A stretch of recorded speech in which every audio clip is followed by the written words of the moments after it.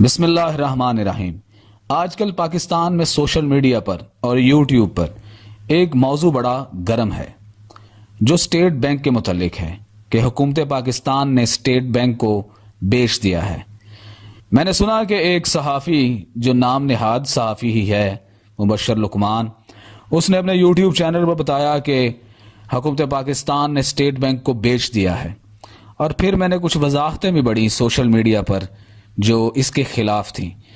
اب یہ state bank بیچے جانے اور نہ بیچے جانے کے درمیان سچ کیا ہے، اس پر میں ویڈیو بنا رہا ہوں، یہ اینڈ تک ضرور دیکھیے گا تاکہ آپ کو سچ پتہ چل سکے، اور یہ بھی کہ یہ نئی پالیسی کیا ہے۔ اسٹیٹ بینک آف پاکستان کے لیے حکومت پاکستان نے ایک نیا ایکٹ تجویز کیا ہے۔ اس مجوزہ ترمیم میں کیا ہے وہ آپ کو بتاتا ہوں۔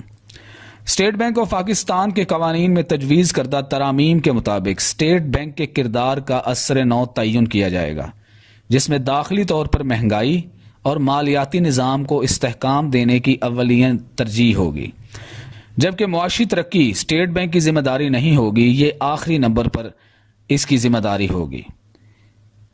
اس ترمیم کے تحت اسٹیٹ بینک حکومت کو ادھار پیسے نہیں دے گا۔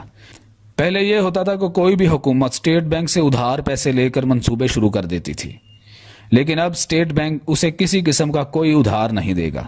لیکن اگر اسٹیٹ بینک میں سرمایہ اور ذخائر منفی سطح پر گر جاتے ہیں، یعنی کہ اسٹیٹ بینک کے ریزرو ختم ہو جاتے ہیں یا الارمنگ ہو جاتے ہیں، تو وفاقی حکومت اسے ضروری مالی مدد فراہم کرے گی، چاہے وہ جہاں سے مرضی حاصل کرے۔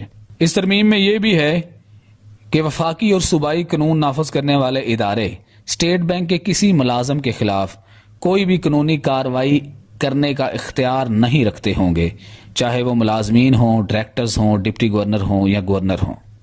اسٹیٹ بینک کی مانیٹری اور مالیاتی پالیسیوں کو مربوط رکھنے کے لیے ایک کوآرڈیننس بورڈ بنایا جائے گا۔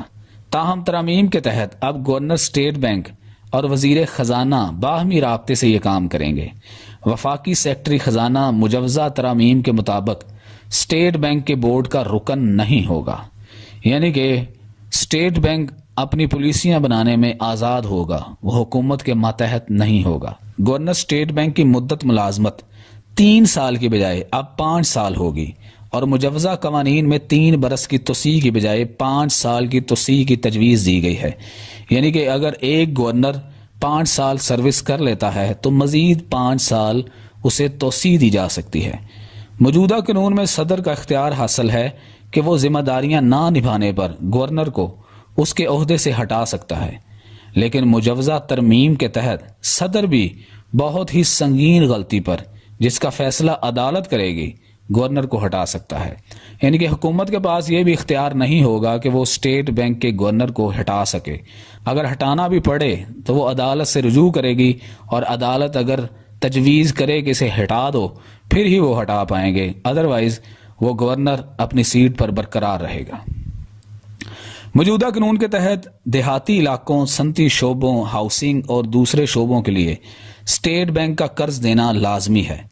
تاہم ترمیم کے تحت اب حکومت کی جانب سے ایسے شعبوں کے لیے قرض کی فراہمی کا سلسلہ ختم ہو جائے گا۔ اب ماہر معاشیات کیا کہتے ہیں اس بارے میں، اور یہ اسٹیٹ بینک کی قانون میں ترمیم مثبت ہیں یا منفی ہیں، اس میں مختلف ماہر معاشیات کی رائے ہیں، وہ آپ سے شیئر کرتے ہیں۔ ماہر معیشت ڈاکٹر کیسر بنگالی نے ان ترامیم کو منفی قرار دیا ہے اور کہا ہے کہ خود مختاری کے نام پر ملکی معیشت کے ساتھ کھلواڑ کیا جا رہا ہے۔ انہوں نے کہا کہ IMF کی شرائط کے تحت اسٹیٹ بینک کے قانون میں ترمیم کر کے اسے خود مختار بنا کر معیشت کو نقصان پہنچایا جا رہا ہے۔ انہوں نے کہا کہ ان ترامیم کے بعد حکومت کا کردار بالکل ختم ہو جائے گا، اور اسٹیٹ بینک بین الاقوامی مالیاتی اداروں کو قرض ادا کرے گا۔ انہوں نے کہا کہ قانون میں ترمیم کے تحت جب اسٹیٹ بینک کے پاس موجودہ ذخائر میں کمی ہوگی تو حکومت کو اسے ہر صورت میں پیسے ادا کرنا پڑیں گے، جس کے لیے اسے غیر ملکی قرضہ حاصل کرنا پڑے گا، یعنی قرض کو ادا کرنے کے لیے مزید نیا قرض۔ انہوں نے کہا کہ اس طرح حکومت کا اسٹیٹ بینک سے ادھار لینا بھی بند ہو جائے گا، اور اسے کمرشل بینکوں سے ادھار لینا پڑے گا، جو کہ بہت مہنگا شرح سود پر ہوتا ہے۔ ڈاکٹر بنگالی نے کہا کہ ان ترامیم کے تحت اسٹیٹ بینک اور اس میں کام کرنے والے ہر قسم کی جواب دہی سے بالا تر ہو جائیں گے، اور ان کے اقدامات کو قانون کے شکنجے میں نہیں لایا جا سکتا، جو کہ الارمنگ ہے۔ انہوں نے کہا کہ نئے بورڈ میں حکومتی نمائندے سرے سے موجود ہی نہیں ہوں گے تو کیسے ملک کی زرعی اور مالیاتی پالیسی کو مربوط بنایا جائے گا۔ انہوں نے مزید کہا کہ اسٹیٹ بینک کا کردار مالیاتی نظام میں استحکام لانا، مہنگائی اور ایکسچینج ریٹ کی نگرانی کرنا ہوتا ہے، اور یہ کہ ترامیم ان کے اس کردار کو زیادہ مضبوط بنا رہے ہیں۔ انہوں نے کہا کہ ترامیم کے تحت کسی حکومتی ادارے کو اسٹیٹ بینک کے کاموں پر ایکشن نہ لینے پر تبصرہ کرتے ہوئے کہا کہ اس کا یہ مقصد نہیں کہ احتساب ہی نہیں ہوگا، بینک کا داخلی طور پر احتساب کا نظام ہوگا، تاہم یہ نہیں ہو سکتا کہ اسٹیٹ بینک کا کوئی بندہ مانیٹری پالیسی اور ایکسچینج ریٹ پر فیصلہ لینے سے اس لیے کترائے کہ اسے نیب کا خوف ہو۔ اب آتے ہیں اس طرف کہ ان ترامیم کا ملک کی معیشت پر کیا اثر ہوگا۔